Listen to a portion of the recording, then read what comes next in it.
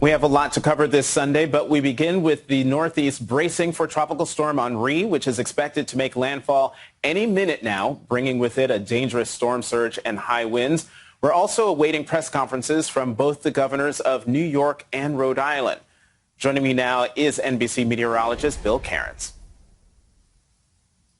Hey, Jonathan.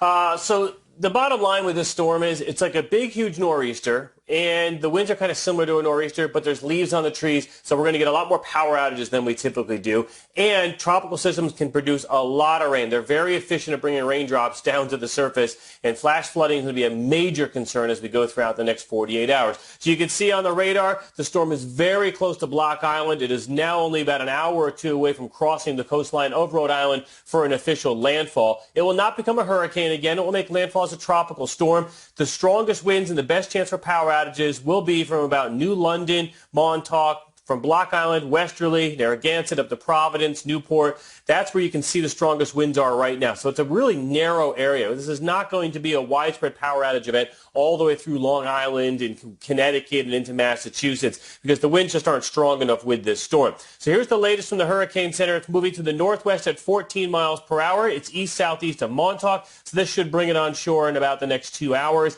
And the winds will slowly weaken as it moves on shore. So the weaker, the better. No arguments there. And then the storm will just kind of drift its way up towards central Mass later on tonight and then Monday into areas of southern portions of New Hampshire and Maine. So what does this all mean? The storm surge is coming in right now. Thankfully, high tide was 2 hours ago. So the high tide's going out as the storm surge is going in. And that's kind of equalizing each other. So right now, we're not seeing a lot of problems with the water levels going up at the coast. They're kind of maintaining status quo. It's kind of a stalemate right now. And as far as other issues, the rain bands all the way back into the New York City area. Central Park's already had 4 inches of rain. Unbelievable with those heavy rain bands last night. So we have flash flood warnings for central New Jersey. 36 million people are in the flood watches from Vermont all the way through all of Connecticut, Massachusetts, Hudson Valley, back down to New Jersey and Long Island. And the rainfall estimates, we easily could see an additional 3 to 6 inches. And we're very concerned, Jonathan, with the mountains of the Berkshires and western Mass, western Connecticut, and through the Hudson Valley, including the Catskills. That's where we're going to see the problem starting this afternoon and continuing all night tonight. So the bottom line is landfall expected in the next 2 hours of Tropical Storm Henri into Rhode Island. All right, Bill Cairns, thanks very much. This Sunday, as we await remarks from President Biden later today on both the tropical storm and the chaos that continues to unfold in Afghanistan, the Pentagon announced that it has activated the Civil Reserve Air Fleet. 18 commercial airliners will be used to transport evacuees from interim staging areas outside Afghanistan, freeing military planes to focus on getting people out of Kabul. Meanwhile, a brand new NBC News poll out this morning reveals the president's approval rating has dipped. The poll, conducted last week as the crisis in Afghanistan began, found that 60% of Americans disapprove of his handling of the situation there. Overall, Biden's approval rating dropped below 50% for the first time since taking office, although his 49% is still higher than President Trump ever reached over his entire presidency. Joining me now is former Democratic Congresswoman Donna Edwards, an MSNBC political analyst, and Michael Beschloss, MSNBC presidential historian and author of Presidents of War. Thank you both very much for being here this morning. Michael, let me start with you and ask, how do these foreign policy crises end up impacting the trajectory of a presidency? Well, there's an interesting story from history. And by the way, love the Sunday show. You're doing great, Jonathan. Thanks for having Donna and myself. I'll speak for both of us.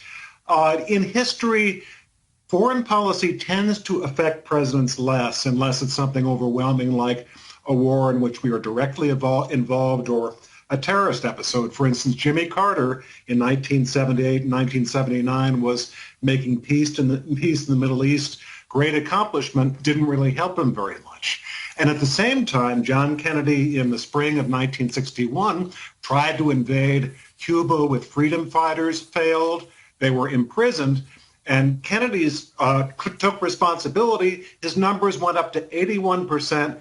He said, it looks like the worse I do, the more popular I get. That's not true these days. We were a very closely divided country. In January, things seemed optimistic that we were getting over COVID and the economy was nothing but blue sky. Now, with Afghanistan, those things seem a little bit clouded at the moment, but Joe Biden's ratings are going to be very much tied to events.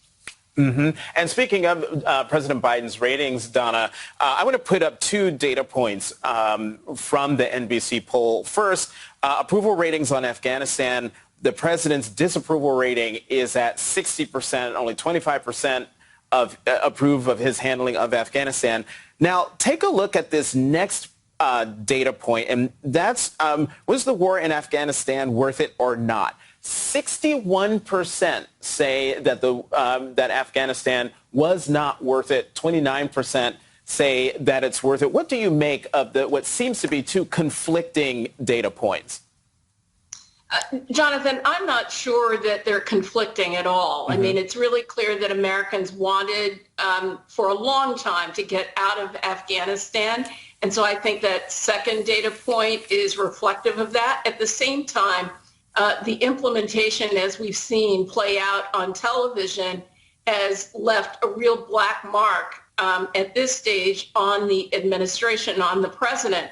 But I think it's actually recoverable. And the reason, for the reasons that Michael stated, is that in my experience, most congressional districts, people in Congress don't think or talk about foreign policy. People are worried about their everyday lives. Are they going to work? Are they taking care of their children? Are they meeting their family needs? And so there are very few congressional districts. I happen to have lived in, represented one, where foreign policy becomes an issue in terms of an election. So I don't think that is the worry. And I think what happens from this point forward is going to be really important for the president. How does he clean this up? How many more Afghan nationals and Americans does he get out safely from Afghanistan? How does the administration handle the ongoing humanitarian crisis in Afghanistan? Those are going to be the things that people then remember a year from now or 2 years from now. But the bottom line is that Americans wanted out of Afghanistan. It is messy. It is uncomfortable. It's harrowing. And so I don't think that these numbers are going to be reflected a year or 2 years from now. Michael, do you agree with that? You're the historian here. You've got the long agree view. With Donna. All I say is ditto. I agree. I think if you look at this 6 months from now, people ask about Afghanistan. Sadly, it says a little bit about the attention span of some Americans, but this will not be an issue in the way it is today. And it will even be less of an issue if Joe Biden, just as Donna is saying, does a commanding job of getting refugees out and essentially settling the crisis, as Gerald Ford did in the spring of 1975 after Saigon fell. All right, Michael Beschloss, former Congresswoman Donna Edwards, thank you both very much for coming to the Sunday Show. Joining me now, retired U.S. Army Captain Dan Brzezinski, who was severely wounded in Afghanistan in 2009 and who just wrote this op-ed in the Washington Post: "I fought and bled in Afghanistan, and I still think America is right to accept defeat." Captain Brzezinski, thank you so much for coming to the Sunday Show. I saw you on with my colleague Garrett Hake and was completely just moved and blown away by what you had to say. Why do you think, as a veteran of the Afghanistan war, why do you think that the president made the right decision?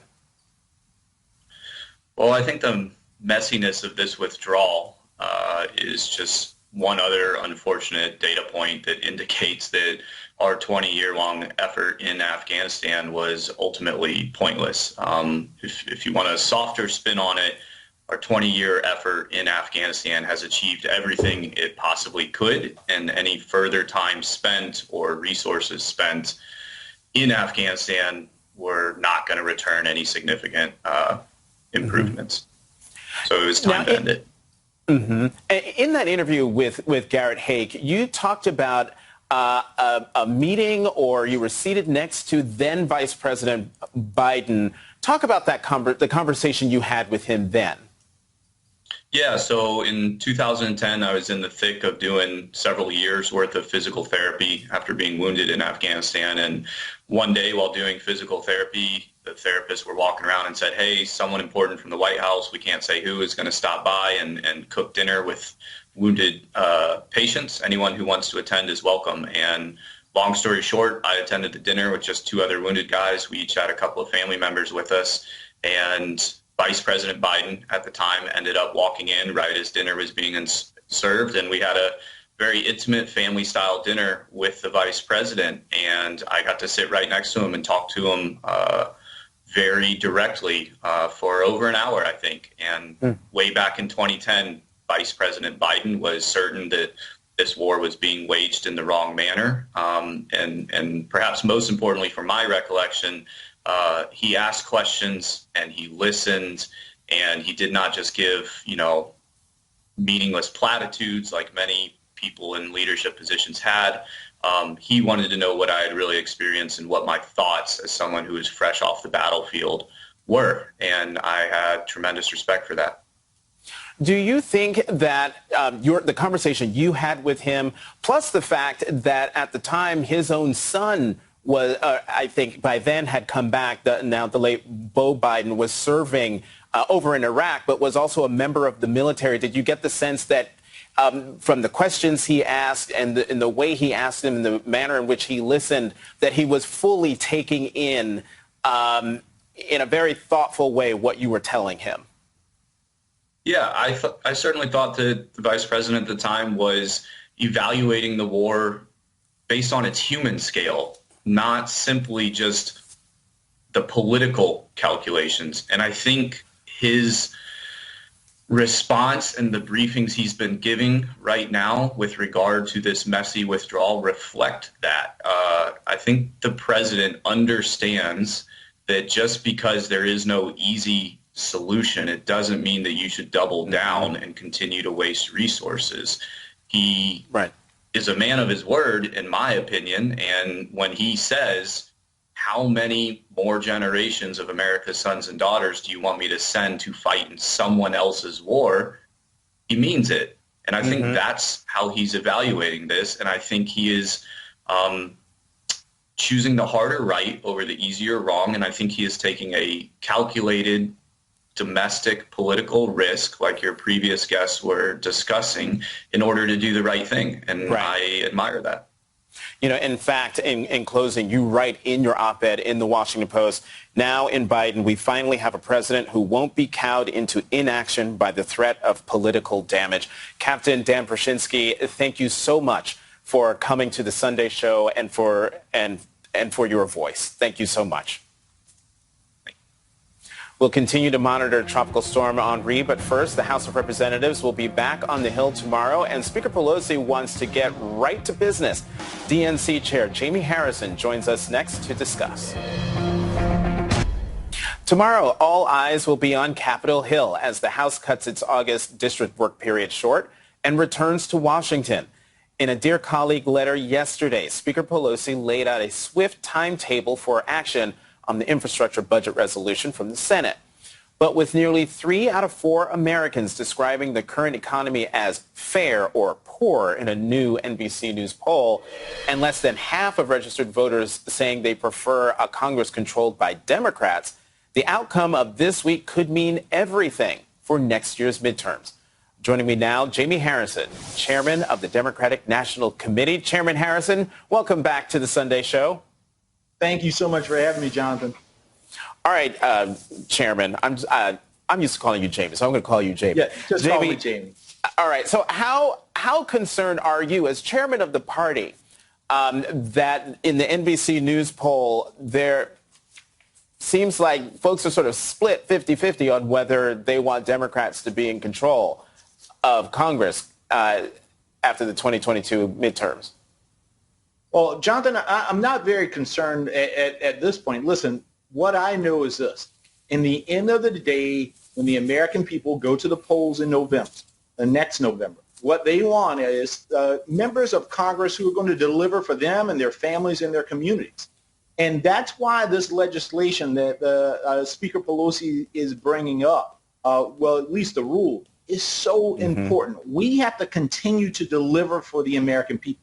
We've been able to do that over the past few months, but this legislation, the reconciliation package along with the infrastructure plan and voting rights, is so important for us to demonstrate that when you give Democrats the majority, we're able to deliver for the American people and to improve their lives. And so that's why the DNC is 100% behind the Speaker to make sure that we get this legislation passed, we get it to the president's desk, and we can continue to deliver good things for the American people. But Chairman Harris, I mean, how concerned, you've got the 9 House Democratic moderates who are pushing Speaker Pelosi to move on the Senate bipartisan infrastructure package before any action is taken on the reconciliation deal. How concerned are you that that could split the Democratic caucus? Well, Jonathan, you and I have been watching Nancy Pelosi for years. I had the opportunity to work for her when she first worked with her when she first got the gavel. If there is anyone who knows how to get things done through the House of Representatives, how to get things done through the House Democratic Caucus, it's Nancy Pelosi. And this process will work itself out, and Democrats will deliver on these priorities. And the thing that I often, when I used to be the floor director in the whip's office for House Majority Whip Jim Clyburn, I would often tell members, listen, in order to deliver, if you're a marginal member, if you need to deliver for your district, then you need those folks in safe districts to help you do that. If you are in a safe district, in order to deliver good things for your people, you need those folks in the marginal swing districts to help you get the majority to do just that. If Democrats want to stay in the majority to be able to do good things for their constituents, they have to find ways to work together to move legislation. Both pieces, the infrastructure bill and the reconciliation package, are critical for all Americans. As Chairman Michael Steele of the RNC told me a few years ago, trust Nancy. One more thing for you, Chairman Harrison, and that is, what happens if Congress doesn't do anything on voting rights? Are you concerned about what kind of message that sends to the Democratic Party base in terms of whether they decide to come out and vote in 2022 or not? Well, Jonathan, we are doing everything that we possibly can. The DNC is ramping up its efforts. We're going to increase pressure. We know that this in September, voting rights will again be on the agenda, legislative agenda in both the House and the Senate. We're going to increase pressure on all members, Democrats, Republicans, everybody in between, so that folks understand that this is the most important legislation that we can get passed, and that's the voting rights, securing the voting rights of all Americans. You know, you got a lot of Republicans who love to tweet about how much they love John Lewis. They love to tweet on Martin Luther King Day about what King did and what King said. Well, this is their opportunity to demonstrate that their words aren't just empty. So if you believe in King and what King did, if you believe in John Lewis and the blood, sweat, and tears that he gave for this nation, then you sure as hell should then cast your ballot to vote for the John Lewis Voting Rights Advancement to make sure that every voter in this nation has a secure right to cast their ballot for those who they choose to represent them. That is a great message to end on. Jamie Harrison, Chairman of the Democratic National Committee, thank you very much for coming back to the Sunday Show. Thank you, Jonathan. A little later, I'll have a special message directly for President Biden on the issue of voting rights. But coming up next, what's wrong with the leadership in Florida and Texas? Apparently lots when it comes to COVID. That's next. Plus, we're keeping an eye on Tropical Storm Henri, which continues to barrel toward the northeast. Of monoclonal antibodies using the Regeneron is designed for people that are at risk of hospitalization due to COVID-19. It's for people who are either COVID positive or who are high risk and have been exposed to somebody who is COVID positive. This is not saying this is the only thing that you need to be doing. I mean, of course, a vaccine is designed to ideally prevent infection. I think that that's probably not happened to the extent we had hoped. That's an understatement. Hospital beds and ICU units are filled to capacity in both Florida and Texas, thanks in part to poor leadership. Florida recently surpassed 3 million individual COVID cases. Under Governor Ron DeSantis, Florida's education department has given school districts in Broward and Alachua counties until today to either ban mask mandates or face a fine. Meanwhile, in Texas, Governor Greg Abbott's ban on school mask mandates is on hold after the Texas Supreme Court declined to back his order. And Abbott says he now tested negative for COVID-19 just 4 days after testing positive, thanks in part to being fully vaccinated. Here to talk about the madness in Texas and Florida is James Moore, who's been writing and reporting on Texas politics since the mid-1970s and publishes a weekly newsletter about the state called Texas to the World on Substack, and Mark Caputo, senior writer for Political. Thank you both very much for coming to the Sunday show. Let me start with you, Mr. Moore. Let me play once again, Lieutenant Governor Dan Patrick. The COVID is spreading, particularly most of the numbers are with the unvaccinated, and the Democrats like to blame Republicans on that. Well, the biggest group in most states are African Americans who have not been vaccinated. And the last time I checked, over 90% of them vote for Democrats in their major cities and major counties. Mr. Moore, what's been the reaction to that nonsense from the Lieutenant Governor?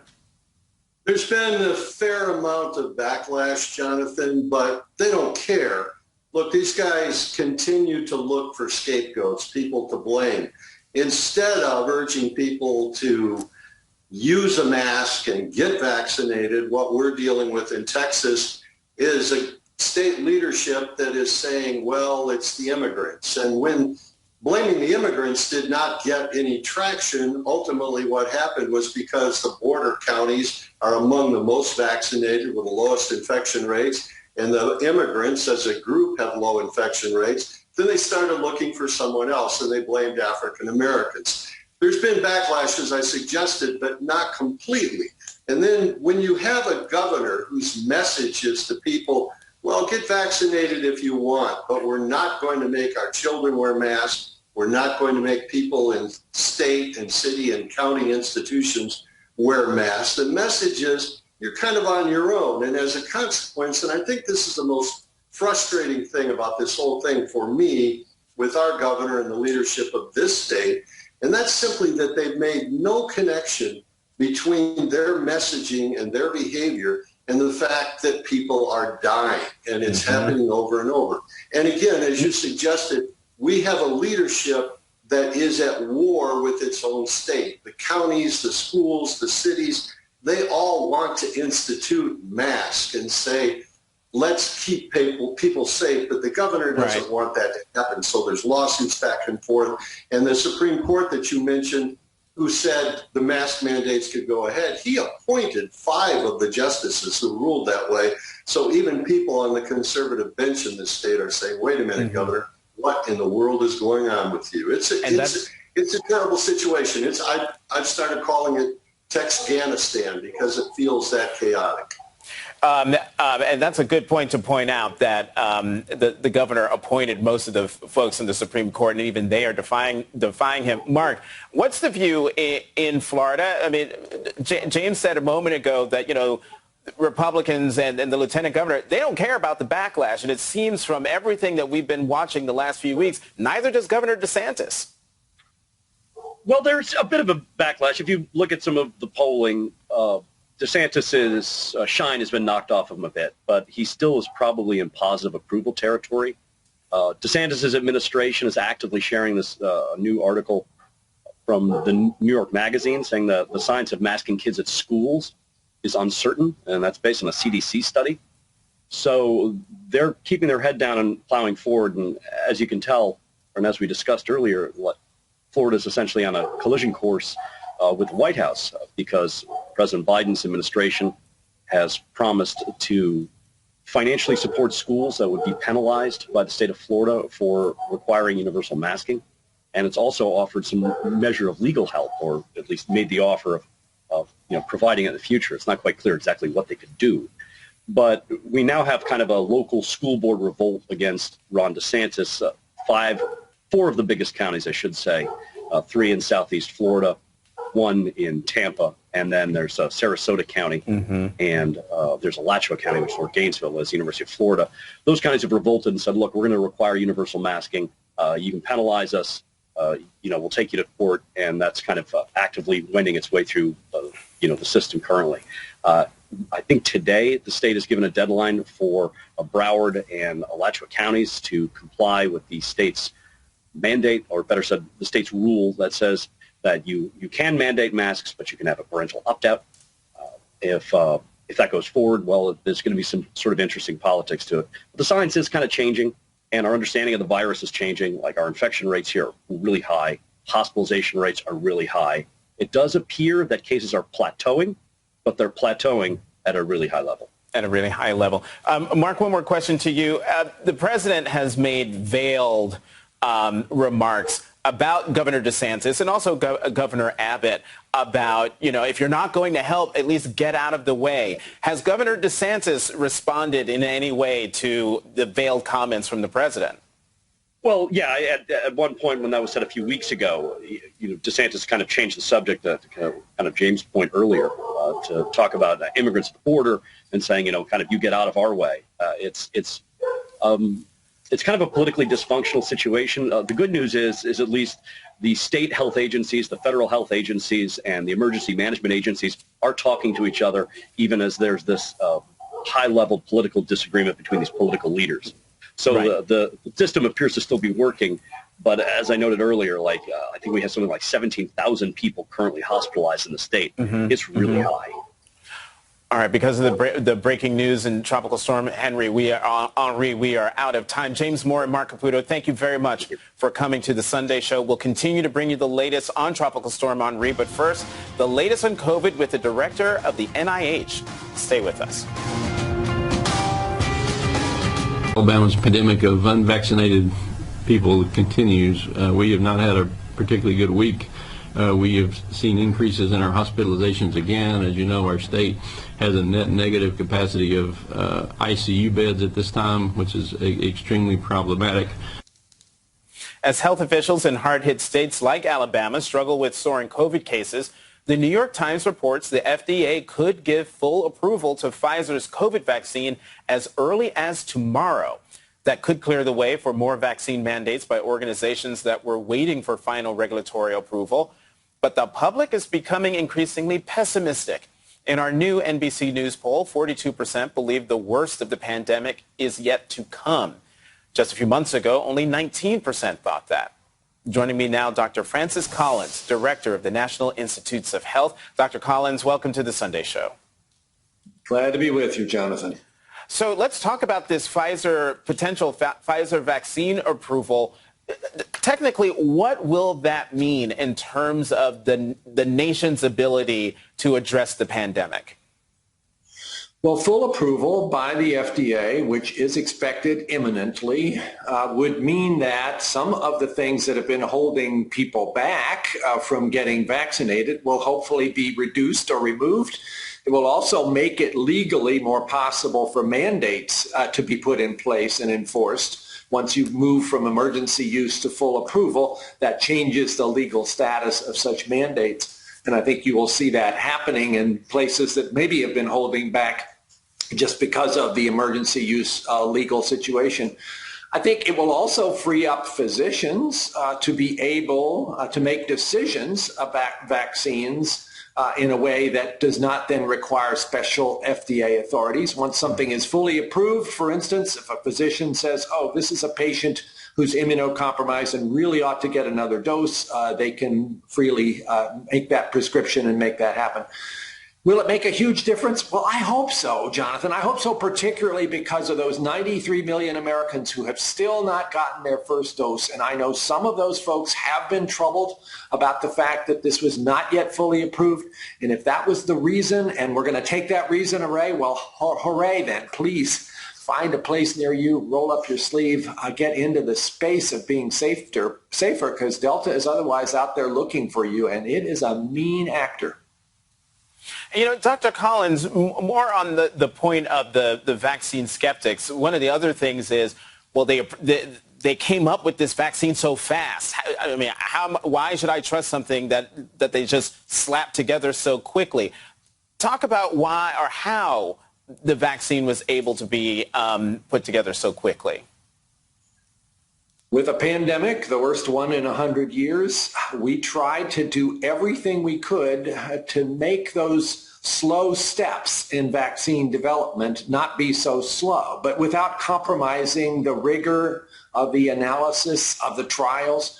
And so in the process, part of this also was assisted by this new technology of mRNA, which made it possible to design a vaccine within hours after learning about the virus's genome sequence, and to get then the first dose into the phase 1 trial participants in 63 days, which was pretty amazing. But then everything had to be done in the strictest, most careful way. Those trials for Pfizer and Moderna and J&J involving at least 30,000 participants in the trials with rigorous assessment of their response and proving 95% effectiveness for Pfizer and Moderna, slightly lower in the 70s for J&J, but still incredibly good. So all of that was there before, if people wanted to look at the data. I think, though, people were still a little worried. Could there be some slow, long-term side effects? You know, here we are more than a year after those large trials got started, and it's looking great. Dr. Collins, let me get your reaction to the World Health Organization's Africa director, and what they had to say about booster shots. Moves by some countries globally to introduce booster shots threaten the promise of a brighter tomorrow for Africa. As some richer countries hoard vaccines, they make a mockery, frankly, of vaccine equity. So, Dr. Collins, what would be your response to that criticism? Well, I am somebody who's deeply committed to global health, and I'm just the largest supporter of global health research in the world, and I'm very sensitive to this concern about America not hoarding doses or giving them unnecessarily when others are still waiting. But the U.S. is doing incredible things to try to address that. We've already sent out 115 million doses to 80 countries, promised another 500 million, which are on the way, and more yet to come, and working with all the manufacturers to speed up their production in creative ways. I don't think it's entirely fair, therefore, to call this a choice between one or the other. We have to do both. At the same time, the U.S. is one of the countries in the world with the worst epidemic going on right now, so we do have to think about how to take care of our own folks. And it does look like the booster is going to be a part of that if we want to save lives going forward as the vaccine effectiveness starts to wane a bit. So, yeah, I'm totally sympathetic with what the WHO person was saying. At the same time, I don't think we ought to set this up as one or the other. Dr. Francis Collins, Director of the National Institutes of Health, thank you very much for coming to the Sunday Show. Coming up, Haiti is grappling with flooding and an earthquake just days apart. The latest next. A lot of attention has been focused on the heart-wrenching scenes in Afghanistan. But closer to home, Haiti is still dealing with a crisis of its own that only seems to be getting worse since last week's 7.2 magnitude earthquake. Central Kitchen, who was on the ground in Haiti up until Friday. Nate, thank you very much for coming to the Sunday Show, and welcome back, and glad you got back safely. But talk about the situation on the ground in Haiti as you saw it. Thank you, Jonathan. Thank you for having me to share a bit today about what our team is working on the ground. It is a pretty urgent situation right now. The earthquake was 7.2, devastating, larger than the 2010 earthquake in Haiti, but it hit more of a rural, less populated area of the country. And this poses a number of challenges, both for evacuating those who are impacted and also getting aid and assistance, food, water, and other urgent needs to these areas.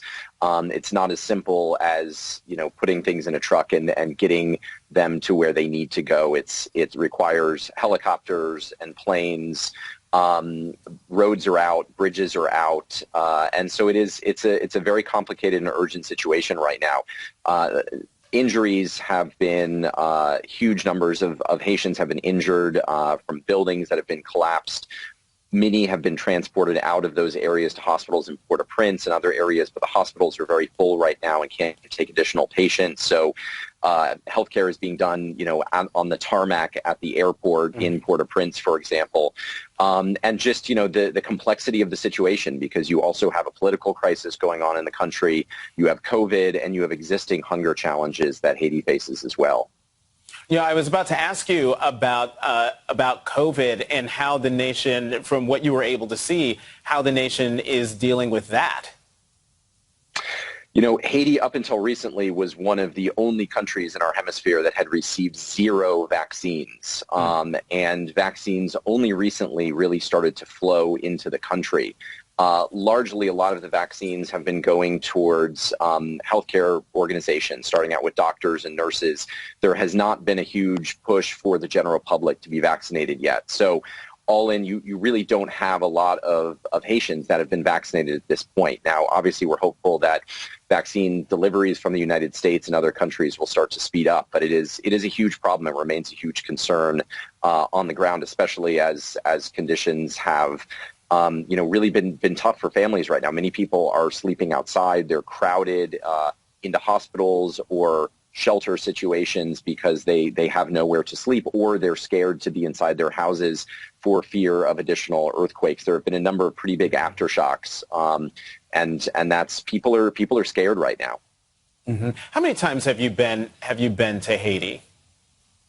So I've been to Haiti dozens and dozens of times. World Central Kitchen, our organization, founded by Chef Jose Andres, was actually created after the 2010 earthquake in Haiti. So we have deep roots in the country. We have local Haitian staff. We have a culinary school in Port-au-Prince, which is how we were able to activate so quickly after the earthquake. So less than 24 hours after, we were cooking, getting meals out to those that need them. Our local Haitian staff was then supported by our international relief staff that came in, and really joining forces with local Haitian cooks and chefs. So we now have 3 kitchens up and running throughout the country.